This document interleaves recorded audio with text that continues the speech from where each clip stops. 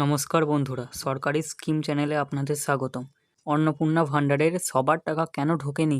কিছু মানুষের form reject হয়েছে, অনেকেরই পেমেন্ট ফেল হয়েছে। এই সমস্ত কিছু হওয়ার কারণ পশ্চিমবঙ্গ সরকার একটি নোটিশের মাধ্যমে জানিয়ে দিয়েছে। এই নোটিশটির সম্বন্ধে কি লেখা আছে এবং এই নোটিশটি কেনই বা এত গুরুত্বপূর্ণ হয়ে উঠেছে তা আমি আপনাদের আজকের ভিডিওর মাধ্যমে জানিয়ে দেব। ভিডিওটা আপনারা সম্পূর্ণ দেখবেন, সমস্ত ইনফরমেশন আমি আজকের এই ভিডিওতে আপনাদের জানাবো।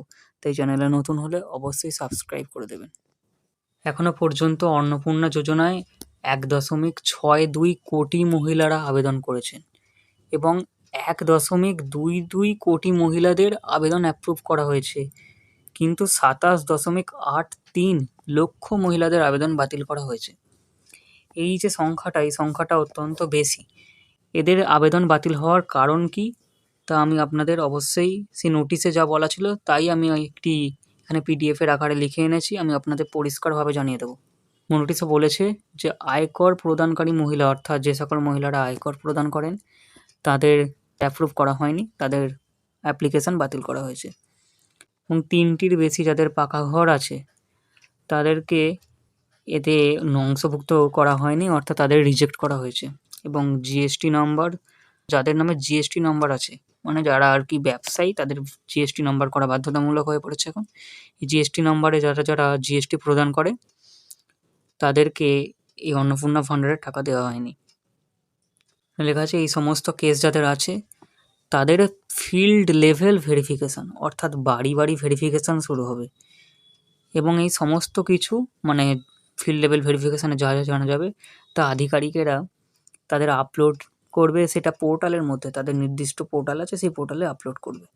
এবং 5ই জুলাই, অর্থাৎ 5ই জুলাই থেকেই যে ফিল্ড লেভেল ভেরিফিকেশান তা শুরু হয়ে গেছে এবং এটি 10ই জুলাই পর্যন্ত চলবে, এমনটাই লেখা আছে সেই সরকারি নোটিফিকেশানে।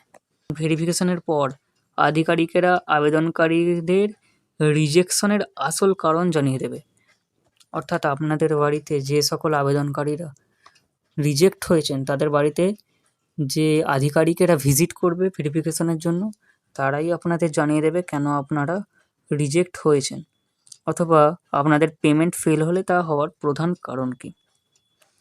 এরপর আপনারা দেখবেন যে নোটিফিকেশনে বলাই ছিল কী কারণে অনেকের ব্যাঙ্ক অ্যাকাউন্টে টাকা ঢোকেনি, মানে তাদের সমস্ত কিছু ঠিক থাকলেও, তারা যোগ্য হলেও তাদের অ্যাকাউন্টে টাকা ঢোকেনি।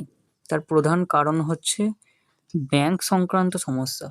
অর্থাৎ আপনাদের ব্যাঙ্কে যদি কেওয়াইসি করা না থাকে, অর্থাৎ আপনাদের ব্যাঙ্ক অ্যাকাউন্টেই যদি অনেক দিন পর্যন্ত লেনদেন না করেন, কেওয়াইসি আপডেট না করেন, তাহলে আপনার ব্যাঙ্ক অ্যাকাউন্ট বন্ধ হয়ে যায়।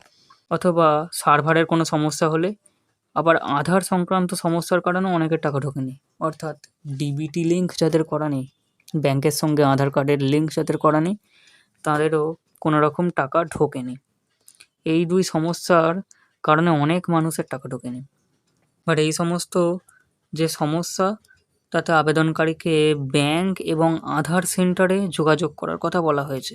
অর্থাৎ আপনারা অবশ্যই এই 2 সেন্টারে যোগাযোগ করে দেখবেন যাদের টাকা ঢোকেনি, যে সেখানে কোনো সমস্যা থাকলে তাতে আধিকারিকদের কিছু করার নেই, আপনাদের সেই সমস্যা সমাধান করলে আপনাদের অ্যাকাউন্টে টাকা অটোমেটিক ঢুকে যাবে।